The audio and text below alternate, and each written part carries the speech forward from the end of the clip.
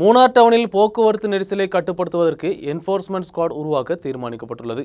Devikulam MLA advocate ஏ ராஜா மற்றும் sub collector Jayakrishnan தலைமையில் நடைபெற்ற கூட்டத்தில் தீர்மானம் எடுக்கப்பட்டது.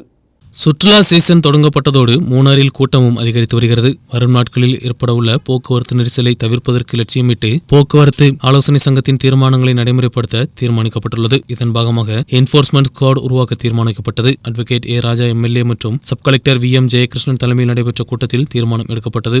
ഇത് നിയന്ത്രിക്കുന്നതിന് വേണ്ടി ട്രാഫിക് സംവിധാനം ഉപയോഗിക്കാൻ വേണ്ടി നമ്മൾ ട്രാഫിക് കോണുകളടക്കം കടകളുടെ മുമ്പിൽ സ്ഥാപിക്കാം. പിന്നീട് വണ്ടി വരുന്നതനുസരിച്ച് ഒരു സ്റ്റാൻഡിന്റെ അകത്ത് കൊള്ളാവുന്ന വണ്ടികളെല്ലാം നമുക്ക് പാർക്ക് ചെയ്യാൻ പറ്റുള്ളൂ.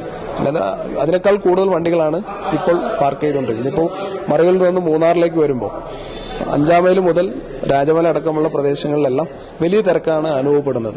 വലിയ തിരക്ക് വരുമ്പോൾ ഇപ്പോൾ കാന്തല്ലൂരും മറയൂരും എന്നുള്ള ആളുകൾ മൂന്നാറിലേക്ക് ഒരു ആശുപത്രി പോലും എത്തിച്ചേരണമെങ്കിൽ വലിയ നിലയിൽ ബ്ലോക്കുകളിൽ പെടുന്നുണ്ട്.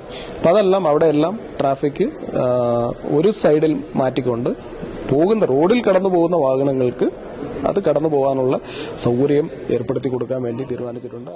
போக்குவரத்து காவலர்களும் பஞ்சாயத்து பொதுப்பணித்துறை அதிகாரிகள், வருவாய்த்துறை அதிகாரிகள், காவலர்கள், மோட்டார் வாகனத்துறை, KDHP கம்பெனி போன்றவர்களின் தலைமையில் கடந்த செப்டம்பரில் போக்குவரத்து ஆலோசனை குழு எடுத்த தீர்மானங்கள் நடைமுறைப்படுத்தப்படுகிறது. ஆட்டோக்களின் எண்ணிக்கை குறைத்து ஸ்டாண்ட் பெர்மிட் கொடுப்பது கட்டுப்படுத்தப்படும். சாலையோரங்களில் இருசக்கர வாகனங்களின் பார்க்கிங் தடை செய்வது உட்பட உள்ள தீர்மானங்கள் நடைமுறைப்படுத்தப்படும்.